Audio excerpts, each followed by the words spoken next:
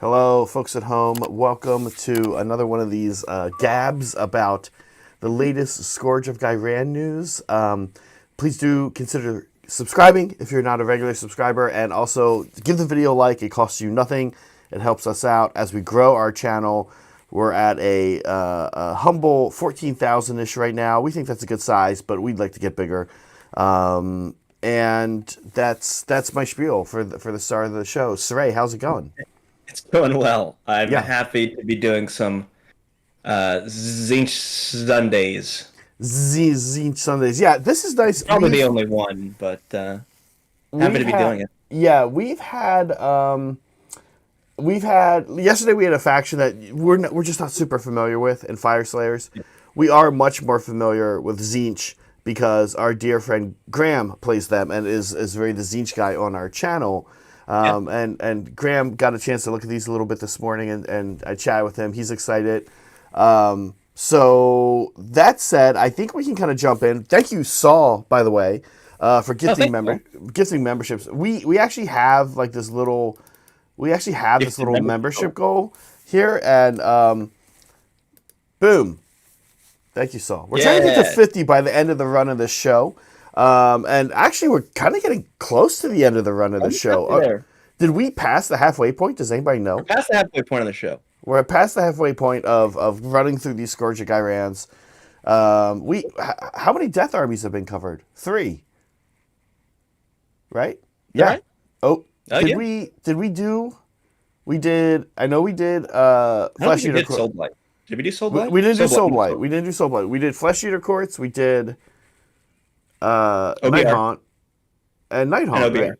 And OBR, yeah, and Night Haunt, yeah. So we're down to 1 death faction. So the end is nigh.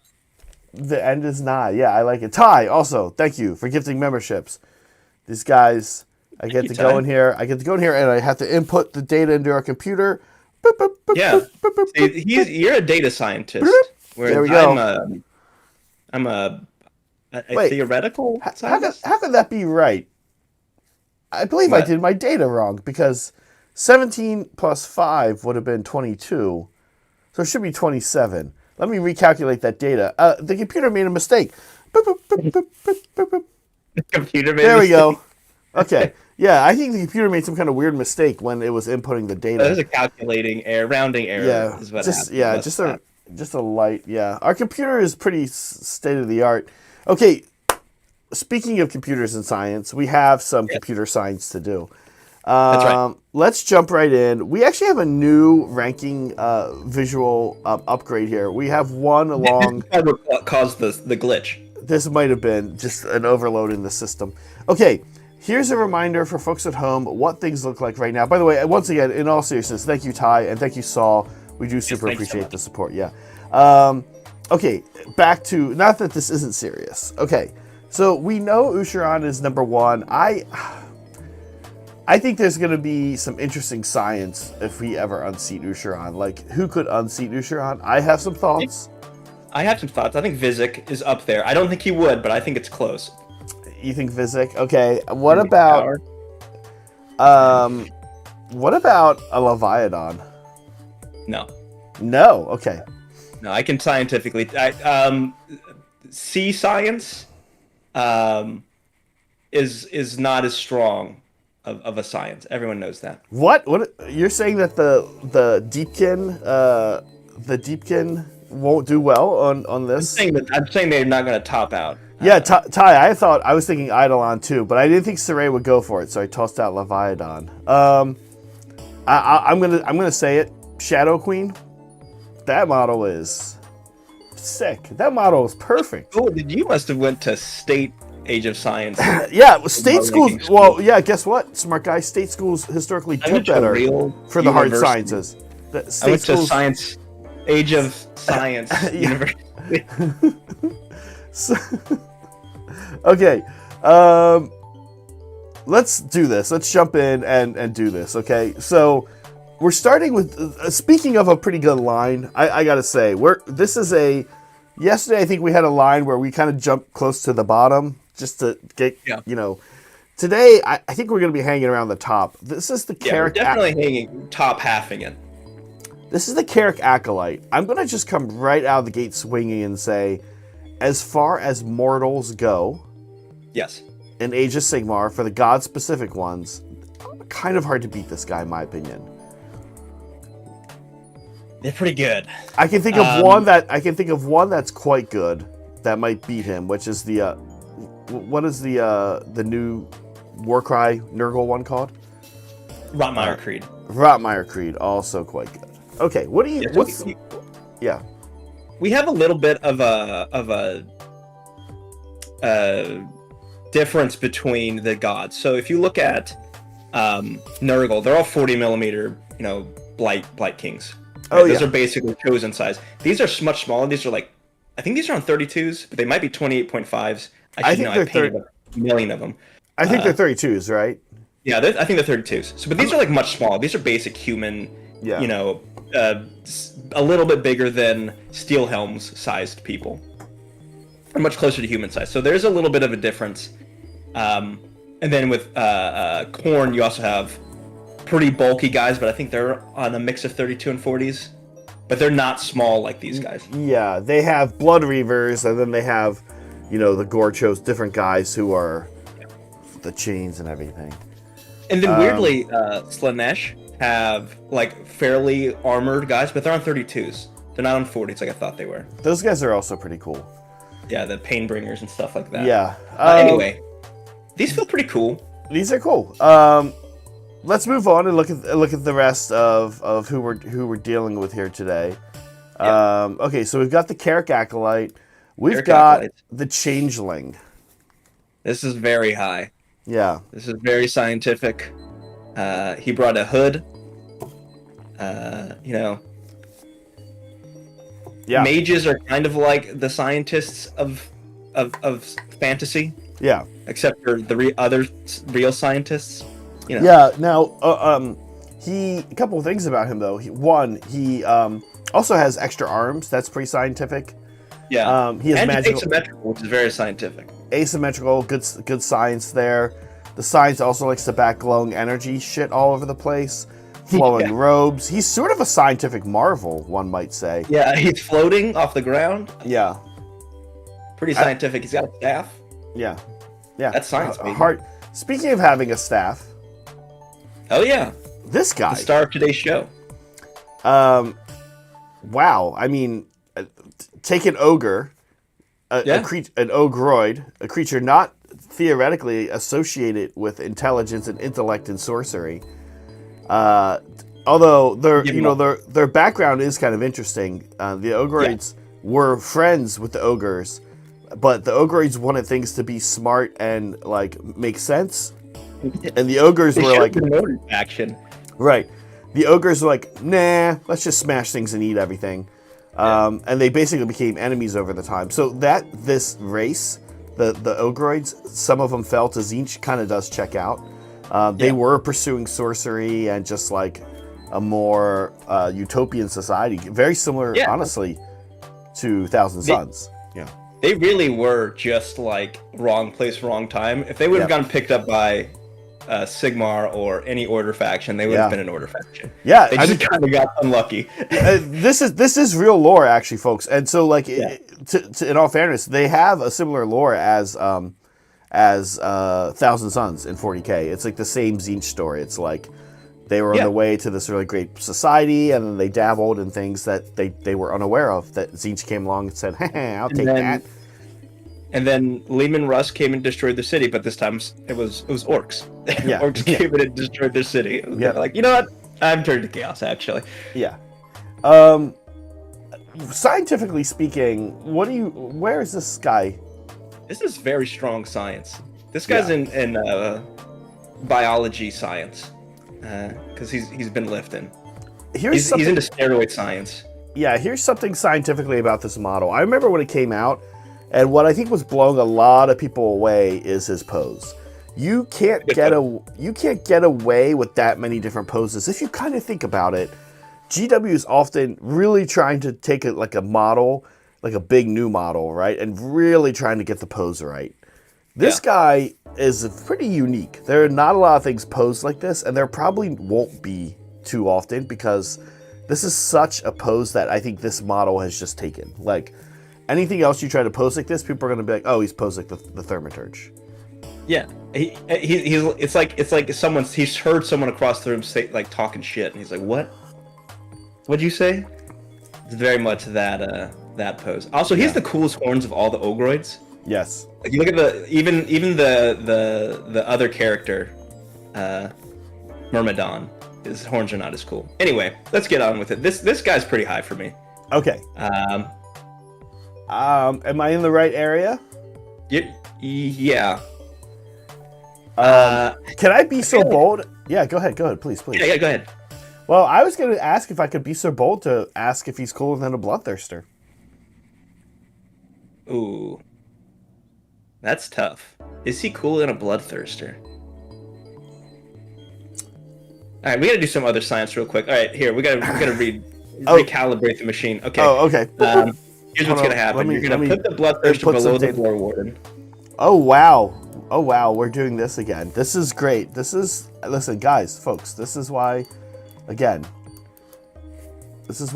is... Don't tell the Council of Scientists. Age of Scientists. All right. Gore Warden. I feel like this is not the first time that we've moved the Gore Warden around randomly.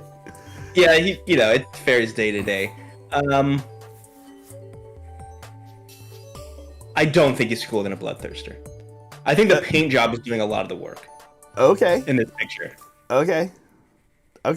Is he cooler than a Maul Grunted Gouger? No, but he is cooler than a Killaboss on Gnashtooth. Okay, so that makes him our number 6. That's right. Okay. Let's see what chat's saying. I'm sure they're losing their minds. I have no... Not messing with Gore Warden? I have no idea how to spell this. Iridan being the highest Stormcast is insane. Somebody spell this right for me in chat. The Stormcast, though. We've done, like, very basic... The only other Stormcasts on this list are Vigilers and Bastion? Yeah. Don't worry, we'll get that's... to the other Stormcasts eventually. Alright, you know what? This is great. You know what I love about Ty? Ty's like the only person. Ty's like the only person that could have sent this through, and I would have trusted. Maybe Elijah. But like, imagine if who else is in here? Imagine if Lucky Loki or Meg could go either way. Some of these people, right? Imagine some of these people trying to tell me how to spell this thing. I would not trust them. Ty, I trust you. Okay. Ty, that means you have an in, and you can screw him over later if you want. Yeah, later you could ruin things. Oh, Thermaturge. Oh gosh, Ty, you ruined it. Okay, moving on. That's pretty high up. He unseated a lot of people. The Carrick Acolyte. All right, Carrick Acolyte. We talked a lot about how great he is, but at the end of the day, he is just a regular old guy. Yes. So we can start scrolling down a little. Okay, so here's some other regular old guys, and let's see. The first regular old guy that we actually run into, and I think this is a weird that he's up this high, is the Chain Rasp at 24. And then, of course, he's cool in a Chain Rasp. He's cool in the Chain Rasp. So let's not forget we have our Free Good Cavalier Vulcan Flameseeker gap, as always. This is our gap here in the upper teens. We have been terrorized scientifically by this gap for weeks now. Yeah. There's this is what you know how it gets exponentially harder to get to absolute zero. Yeah, we're a couple degrees off of absolute zero, but it's just getting harder and harder. Or like theory of relativity, this is not squared with how quantum physics work. Free Guild Cavaliers and Vulcan Flameseekers. There's a huge. It just doesn't make sense. It doesn't make sense. And yet they're right next to each other. Yeah. Does he fall? Yeah. I think he's lower, actually. I think he's in the Chain Rasp Blood Crusher gap. Okay. I also know how to spell this. K-A-I-R-I-C,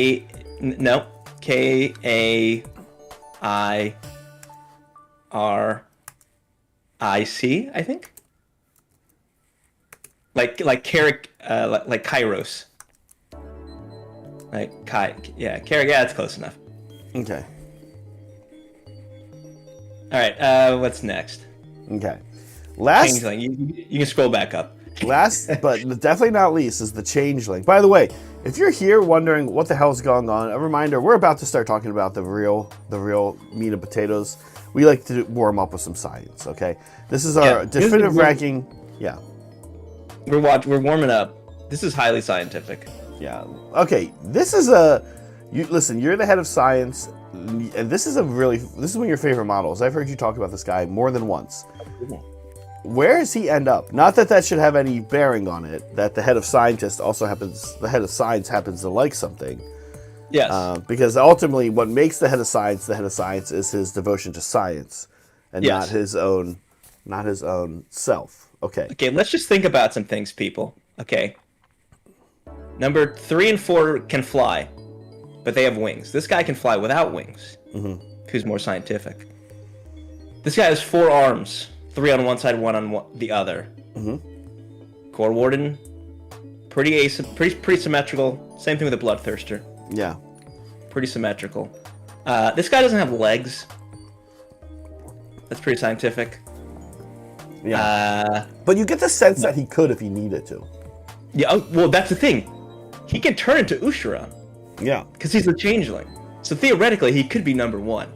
Oh my gosh. But I'm not. But that's not science. We're gonna rein it back in a little bit. Yeah, that's wild. Let's not get ahead of it. That's all theoretical science. Yeah, we haven't seen a model change into another model ever. So we know the theory supports that it could happen, but we have not experienced. Yeah, we haven't actually been able to prove it. That's there's hypothesis out there.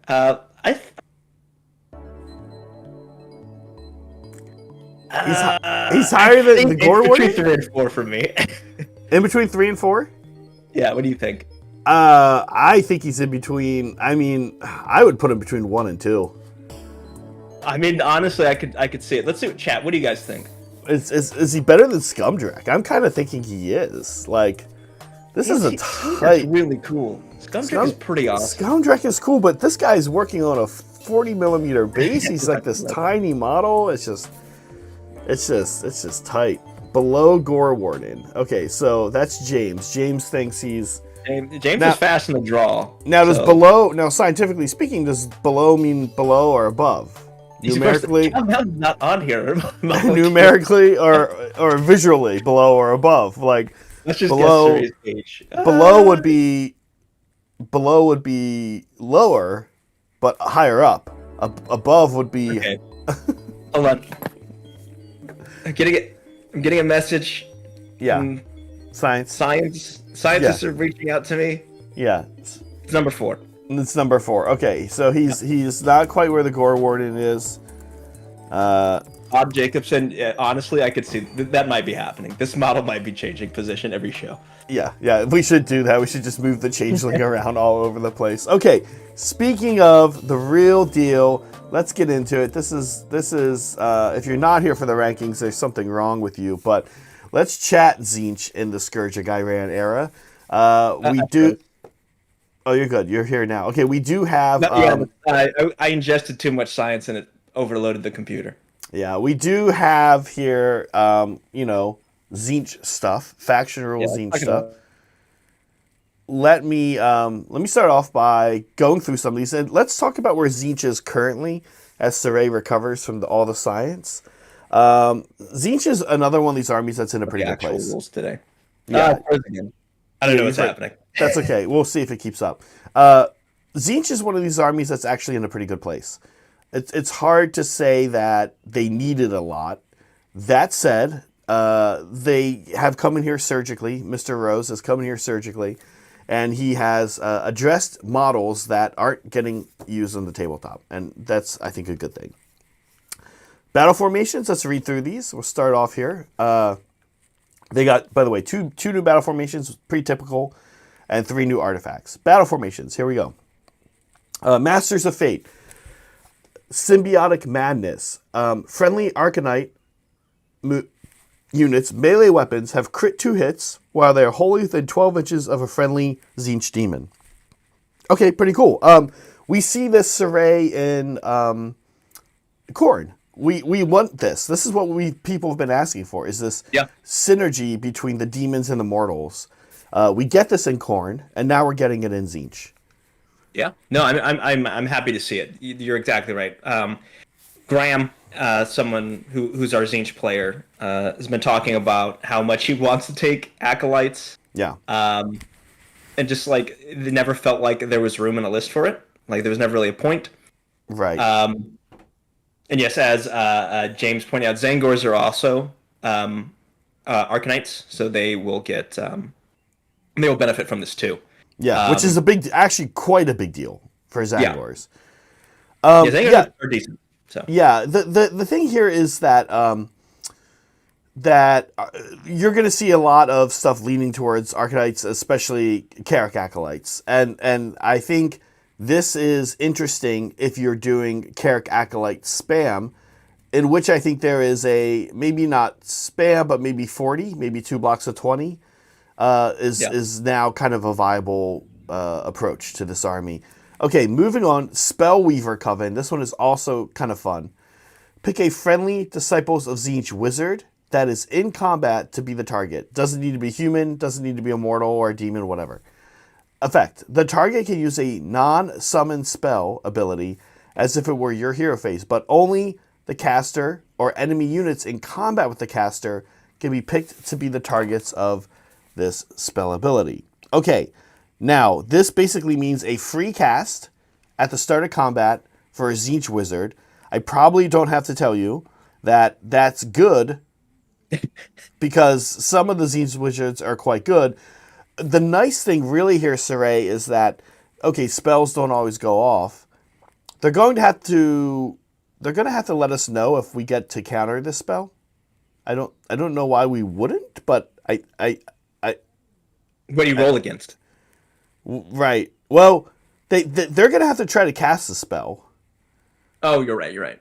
But I don't know that we're gonna have to learn. They're gonna have to let us know. I think it's a reaction counterspell, so I think you should be able to counter it. So you've got Bolt of Tzneetch, D3 Mortals. If you're Lore of Change, Tzneetch currently has 2 lores. If you're wondering why they didn't get one, you've got Fold Reality. This is a teleport, by the way, folks, and it can be in combat when it is cast. So this means if you don't like the look of a combat for your great, what's it called? Karos or Giant Bird Boy. Fold Reality, you can be in combat. So you can just leave. You can just literally teleport out of combat. That is awesomely Tzneetchy, I think, right? Yeah. That's the ultimate. We've talked about what's the best defense. We've always talked about lowering the number of attacks. Yeah. Actually, just leaving combat is just leaving combat. Yeah. And then finally, transformed into Spawn. That's a little bit unlikely to happen. Although, if it did happen, it'd be kind of funny because right away you would just have a little Spawn helper there. And then quickly, not to belabor this, but quickly, Lore of Fate, which we actually don't see that often. One of them is a Destiny die manipulation. The other one is a kind of mortals based on Destiny dice, and the final one it gives a 5-up ward, so that could be useful. Suddenly, all right, well, this is a problem. I'll take a 5-up ward. I don't see a lot of people taking the Lore of Fate over the Lore of Change, but I think this is really cool. Yeah, I think it's fun. I think it's a good spell.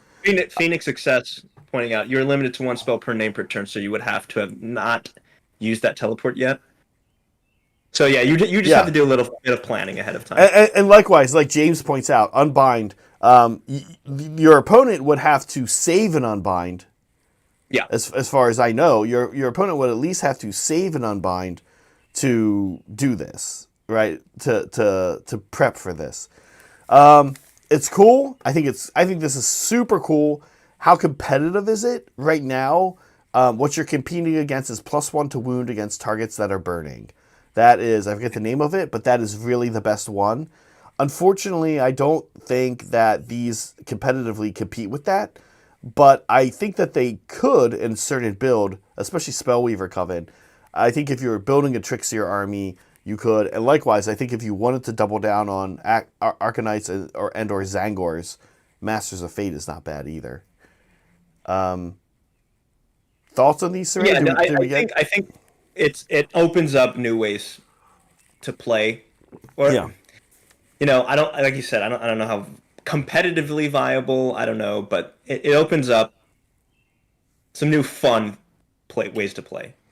It feels nice to be encouraged to take Zangors and Carrick Acolytes.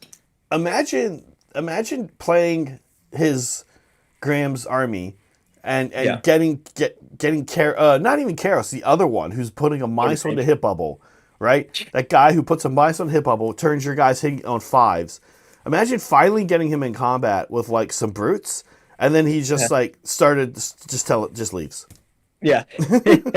Oh, and he tags the backfield objective of yours too while he's at it. Yeah. Like, Oh, cool. Great. Sets himself up for flanks. Just ruined your whole day. Just damn it, right? Yeah. Okay. Artifacts of power. These are interesting as well. I don't think Graham had particularly strong opinions about these or the current artifacts, so let's look at these. This first one is exciting right out of the gate. Mutating Blade. During the deployment phase, you pick one of this unit's melee weapons. This is going to be hero, of course. And you change their attacks characteristic to 2d6 for the battle, for the duration of the battle. We're going to say that there are not a lot of beat sticks in this army. No. The sword, if you take the sword on the bird, it's not bad. Yeah. But this is a rare monster that wounds on 3, the bird. The birds don't even have... They don't even have the monster element trait of wounding on 2s. So the O-grade Thaumaturge, I think, is another decent option. We're going to look at him in a second, his variant War Scroll here. Yeah. Okay. Arcane Siphon. This is the one I think is interesting. Yeah, we talked about this. I like this one. Yeah. Pick a visible manifestation that was not set up this turn and is within 12 inches of this unit to be the target. It can be friendly or enemy. Roll a die on a 3+, you banish it. This is good because Tzneetch actually sometimes likes to banish their own manifestations.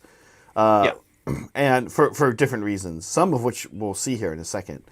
And in the process, you heal up to 6, right? So pretty good. And if you don't successfully get this off, then you still have spells, and you can still probably banish that manifestation the old-fashioned way if you need to. That's so good. It is quite good. It just gives Tzneetch this other tool to be working, to be kind of the masters of manifestations. Yeah. That's so good. I love it. Also because sometimes you just want to get rid of your like you said, you're wanting to get you manifestations just to get them out of the way. Get them out of the way, or make it harder for your opponent to banish them, or if you want to really like make it so that one of your spells is your manifestations is harder to dispel or banish. Right. And if you just like, I'll do it myself and I'll heal myself. So that's it. That's what I was about to say. It's like it's all of what you're saying, Saray. It's just like it's like a bonus chance to get rid of a manifestation, either yours or theirs. And on top of it, if it works, healing on the bird, which is super annoying. Okay. Yeah. Spellcatcher Amulet. This one I'm not wrapping my head around. So let's see what I'm not getting about this. Play this one to us. Yeah. Okay. This unit can use this ability if any enemy manifestations are banished this phase. Okay. Yeah. Which is interesting. Okay. This unit can use a summon ability from the manifestation lore you picked during army composition. The summon ability does not count towards the number of spells or banish abilities this unit can use this phase. I just don't think many Tzneetch builds need this. Because... okay, it's a 2-for-1, right? You banish an enemy manifestation, and then you immediately get to try to cast your own manifestation, just like that, without taking up a cast. Well, I mean, you still have to banish though, so it's not like right. It's not like part of this ability is, here's a bonus to banish, or here's on a 3-up you banish. No, you have to just banish it normally. And then you still have to cast your spell. It's Yeah. not that like on a 2-up or a 3-up replace their manifestation with yours. Yeah. It's just giving you an extra action. It's giving you an extra cast under one circumstance. It's situationally weird. It's situationally weird. I mean, what it is it's a refund on the fact that you just banished a spell. That's all it is. Yeah. It means you use one of your power levels for wizards to banish. You're basically just getting that back. That's all it is. Yeah. I don't think that's very. It's fine. Yeah. Fine. Yeah. One of the things we don't know yet about anything with the new GHB is if there's going to be any kind of stuff that lets us take more than one enhancement from a category. Like, is there ever going to be an opportunity where I can put 2 artifacts on 2 different heroes? Because if there are between these two, that'd be interesting. Exactly. If there are, so much of what we've been seeing becomes more interesting, right? Both the new stuff and in conjunction with some of the old ones out there in indexes and battle tomes that are still good. So yeah. that kind of remains to be seen. And that's sort of what I look at Mutating Blade and Spellcatcher Amulet as. I'm like, I wouldn't say no to these two if I also got to take Arcane Siphon. Right. If something came up and I said, I think Mutating Blade on an Ogroid Thaumaturge was kind of cool, or on the Bird, right? Okay. Overall, these are pretty good. I do think you have a clear winner in the Siphon personally, and but I think the other two are actually still kind of fun and pretty good. What we need to really think the Mutating Blade would be cool? We need like a Zangor. Yeah. The size of like a 50 mil base Zangor, right? Like he's big and he's hulking and he's got like magic in one hand and he's got like his blade in the other, right? Oh man, have I got a model for you? Oh, what? Just scroll down. This guy, I know. Okay, so again, one of the coolest model. Oh, he's not here. Yeah, he's not. His picture's not there. His picture's not Just there. refer to the science chart that we talked about earlier. Yeah. He's number. I don't know. Here, Was he like here we can show him. We can show him. Yeah. There he is. Talking about this guy. This guy. You're number 7. Okay. Ogroid Thaumaturge. Okay. Yeah, I think people have always thought this model super cool. I think that he's been okay at some points in the past, but I've never actually seen him on the tabletop. Whenever I've played against Disciples of Tzneetch. Let's see if what's about to happen changes that. So, I don't think his wheel has changed at all. Wheel hasn't changed. His attacks have changed, though. Yeah, he used... Go ahead, please. His range spell is the same, but he used to have 3 attacks with the what is it? Horns? Horns, yeah. And then he would have his attacks with his staff. They've just rolled it all into one. Okay. Did he have a 6-up ward base? Interesting. Oh, he did. He doesn't. He does it now, which is sort of interesting. But he has lost a ward. He's not a demon, so demons are who have a 6-up ward. Okay. His attacks have gone from 3 with the horns to 6 with the horns. Yeah. I think it's just better. He has ogre. He has a very ogre stat line. Hit on 4s, wound on 2s, rend 1, 2 damage, plus 1 on the charge. Quite good. Yep. Now, imagine Mutating Blade on this guy. 2d6 average is 7. When you really need it, you're going to roll and you're going to get a 3. Yes. And then every now and then you're going to get 10. Yeah. 10 3-damage attacks? Okay. Right? Like, why not? It's just too unpredictable. Okay.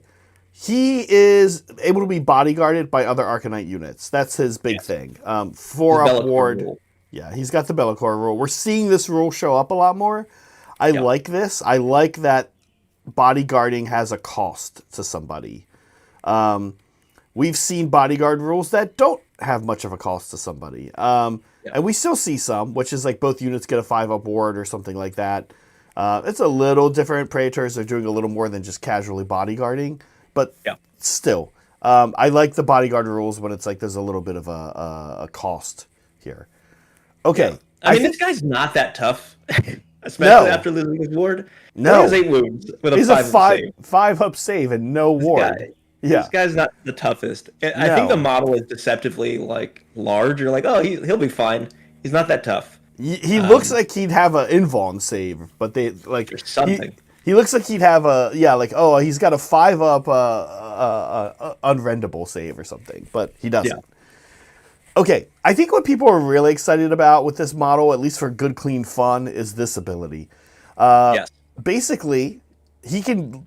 I'll read it, and the summary is almost more succinct than the rules. But if this unit is not in combat, pick a friendly Arcanite unit in combat to be the target. Kind of important to understand that he can't be in existing combat. Yes. Remove him from the battlefield and set him up again within 1 inch of the target and in combat, and he counts as having charged, so he'll be doing 3 damage. Super cool. Basically, you get roll.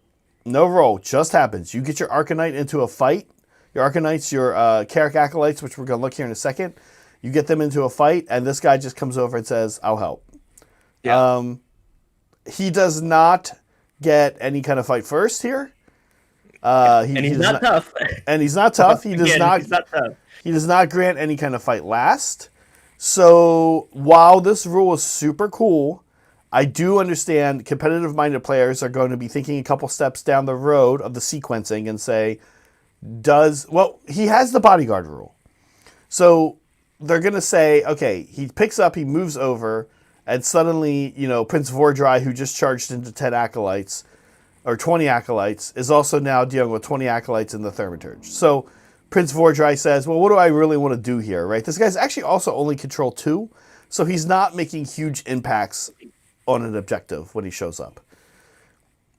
We said all that, and we're making it. We're saying it's like it's good but not great. But this guy's only 130 points. For 130 points, that's fucking crazy. Wild. Good. That's really good for 130 points. 6 damage, 3 attacks, automatically charged from out of nowhere. He will have his. Yeah. And he's a caster too. This guy's amazing. He will have the 4-up ward. Some things aren't going to care, and a good player is going to say, "Listen, I'm not putting my Ogroid Thaumaturge over by those Carrick Acolytes because Prince Vordry's there." But they might say, "Okay, I'll put him there with 3 Rockgut Trogoths." Like, sure, like he'll hang.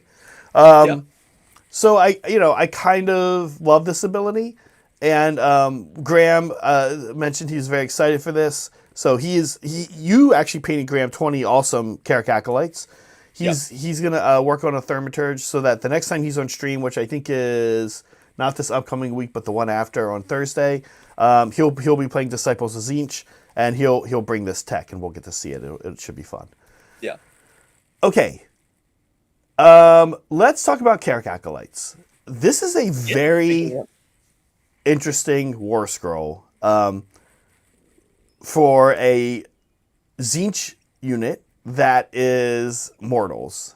Okay. The wheel has not changed. That's what I'm looking at. Yeah, of course. The wheel has not changed. Important of note is that they've lost their shooting attack. Yeah, no shooting attack is interesting. I want to just point out that one of the problems with Carrick Acolytes currently, and this is a Graham take, but it's not unique to Graham, is that Carrick Acolytes compete with blue horrors. They compete with horrors as do I take large groups of bodies? And then they kind of compete with Zangors, and they sit in this kind of middle area where it's like, well, if you really want to be beat face, you're going to take Zangors. But if you want to do tanky magic stuff, Tar Pit magic list, you take horrors. So Carrick Acolytes now, I think, have jumped into this role of potentially nasty offense. Probably not very good Tar Pits, like their buddy, the Thaumaturge. They're going to die easily. Still 2 attacks, right? They used to have 2 attacks, right? Yep, they are 2 attacks, 4. So they did gain a +1 to wound. Yeah, 4s and 4s. On 4s, so they're winning on 3s. Oh, I'm sorry. So there's one character that has a cursed glaive. So one guy was 1 attack, 4/3, rend 1, 2 damage. But then the cursed blades are 2 attacks, 4s, no rend 1 damage. Yeah. So mostly a downgrade. I mean, side grade. Sorry, it was 3 models can replace it with a glaive. Right. 2 super strong abilities right here. Number 1, add 1 to the damage characteristic of their melee weapons while they are wholly within 12 inches of a friendly or enemy manifestation. Okay, that's great. You can set that up yourself as a Tzneetch player. We've seen all the ways Tzneetch players can banish. We know I've seen Tzneetch players banish their own manifestations during an opponent turn, so they can bring them back during their own turn. Right. So we know that manifestations won't be a problem, which means you can have a 2 wound basic troop. They've only got 2 attacks, but they do wound on 3s. All attack is going to put them up to 3s and 3s. Okay, no rend, but this next one, 2 wound, 2 damage, 2 damage. Yeah, sorry. This next ability is what's going to help them with the rend, right? Mm-hmm. During your shooting phase, pick a visible enemy unit within 12 inches. For the rest of the turn, add 1 to the rend characteristic of melee weapons used by Carrick Acolyte units for attacks that target that enemy unit. Okay, so not bad, right? And yeah, as James is pointing out, if you take the battle formation, you can get exploding 6s on these guys. Yeah. I think Tzneetch players have kind of a viable, interesting melee build here now. Between these guys and Zangors, between horrors, still being functional as tar pits. These guys are great. Hit some horrors and then send these guys in to clean up. Send a manifestation in, get them wholly within 12. 2 damage acolytes at Ren 1. 4s, 3s, 2 attacks. It's a good stat line. I mean, it turns a 100-point unit into something that's kind of scary, actually. Yeah, it requires setup, so it's not super easy. Yeah, but it requires setup. It requires manifestation and buffs and taking the right things. But you can suddenly turn this basically cheap chaff unit into something that's kind of a real threat. Yeah.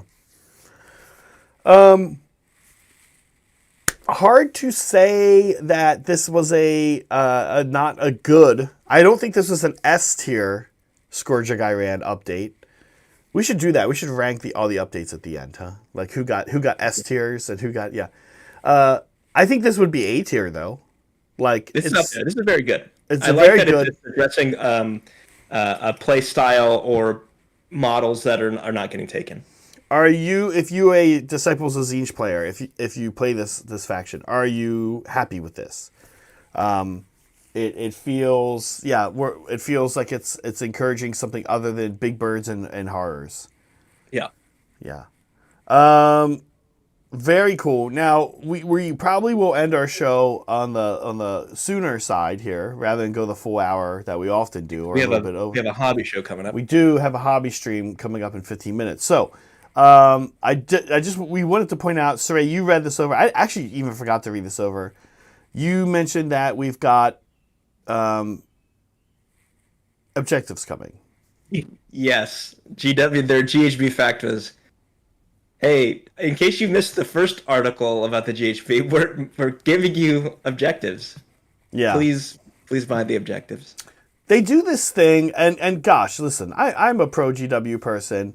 But I'm not above pointing out a quirky behavior. I mean, I do this with myself, Saray, and even my wife. So GW likes to do this thing where they pull out a product that the third party market has already figured out for 5 years, right? Guys, we've had objectives that show the control radius and include the center for 5 years now. This is not new as a concept. Yeah. I love when they do this. They come out and they're like, what's really cool about these is that they show the radius. And they're talking about them like this is really new. This is really cool. We've never done this before. It's I guess that's true. You haven't done this before. Right? Get with the times. Get with the times, right. What you need now is LED ones that are built into tables like we've seen at LVO. Yeah. Polyethylene terephthalate. Okay. I think what that means, these are, I did not see the word neoprene in here anywhere. So I think these are the kind of whoa, thin kind of plastic ones that can make a little sound if you're big enough there. I have one immediate question. Saray, you Yep. know what my immediate question is on these, which is when we can show off Scourge of Ghyran for the first time, and we Yeah. do our battle plan, and we set up. It's gonna be shiny. Are they going to be too shiny to see on our streaming? Yeah. Neoprene mats are not. Someone says, "Oh, hit them with a matte varnish." Believe you me, we've tried it. All the matte varnish does is it takes the really shiny area from the lights, and it makes diffuses it. and it makes it. Guess what? Matte. It's diffused and It- bright. it's- Now it just looks white. It spreads it out, and I don't think it actually does anything else. I think there's a case to be made. It makes it worse. Demon Prince So could take some of the changes since it gains a Zinch keyword, right? Depends on which thing you're talking about. I don't think it doesn't gain Carrick. I don't think so. yeah, I don't think it gains it doesn't gain Arcanite keyword, right? Sorry, Arcanite is what I meant. Yeah. Interesting. Okay, well, listen. We'll see what these objectives look like. I love that GW is doing them. I'm happy I'm getting this and not a gold coin to be used for my objective so that I can measure 3 inches. How many witch elves? Let me pull out my measuring tool and see how many. GW is going to make the 3-inch measuring stick. They've already done it for Kill Team. They're going to figure it out. They've made Sigmar one before, actually. They had a metal one. Okay. There's like a nice metal one that people have, yeah. Saray, did we do all the things for today? I think we did. Now we did get a clue as to what's coming tomorrow. Yeah. Listen. Phone it in quite as hard this time. This one's actually could be 2 things. But it's obviously one thing, but okay. Well, let me say this. We know that every time they do a battle scroll, which should be an army update in this edition, they said they want to be doing either manifestations or terrain as is appropriate to fill in for the army. I am on record, and I'm going on record again here today. We know Deepkin are in the pipeline soon. They've been teased. They've been shown as maybe the next one or the one after. It's 2 Zach armies. It's Nighthaunt and Deepkin coming up. I'm on record as saying I will be shocked if we do not get an endless spell, a manifestation that's an anchor. I'm counting on an anchor manifestation for Deepkin. I'm counting. I want School of Fish. Yeah, we're gonna go through this again before they come out for sure. Yeah. So on one of our shows, so we're gonna have a checklist, and we're gonna do maybe like a bingo. We're gonna see who can get all 3 right. School of Fish for sure is one. Anchor is one. I think there's a case to be made for a wave, just like a wave, like the suffocating Gravetide, but just water tide. tide. Yeah, just normal tide. So I think Anchor makes me think Deepkin. Saray, do you have guesses? Well, sorry. This shows how out of they did KO, so it can't be KO. So Yeah, it'd be funny if it was though. yeah, that'd be really funny. Just KO. I'm saying they could have saved this before they'd done KO or Deepkin, and it would have been actually like it's probably Deepkin, but it could be KO. Yeah, KO do actually have anchors, so Giant Squid is also one Saul that we're thinking maybe just from tentacles in manifestation. general, Just tentacles coming out of water. Yeah. Yeah. Okay, I think we did it. We did. Thanks again to Ty and Saul for the gifted memberships. We're over the halfway mark of hitting this 50 members by the end of the run of the Scourge of Ghyran, and that's a good feeling for us. We appreciate it. In about 10 minutes, give Megan and I a little bit of extra time, please, folks at home. I'll say maybe in about 20 minutes, Megan and I will be going live today on the hobby stream. We're going to be working on the Barrow Knights. We've got them base coded to add to the existing Barrow Knights. We'll show you how they compare in size and everything. And not on a bigger base, by the way. John told us they were on a bigger base, but they're not. They're on the same base as the existing ones. Liar. Anyway, that's what we're going to be working on in a bit. Hanging out, chatting memes, chatting community, chatting news in the world of what we do here. Age of Sigmar. Age of Sigmar, YouTube, Warhammers, etc., etc. Saray, anything else? Did we do it? I think we did it. Okay, folks at home, as we like to say, be kind to each other, yourselves, always be creating. See you tomorrow or in like 20 minutes. Bye. Bye.